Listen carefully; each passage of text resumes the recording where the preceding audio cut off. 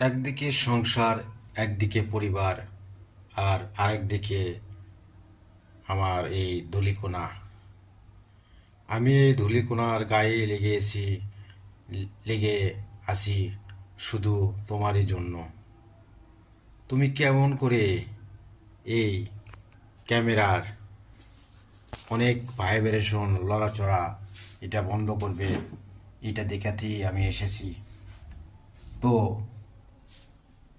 তোমাদের যদি কোনো জানার ইচ্ছে থাকে তাহলে অবশ্যই কমেন্টে জানাও যে তোমরা ভিডিও করতে কিভাবে ভিডিও করবে যে তোমার মোবাইলের কাঁপাকাঁপি বন্ধ হবে।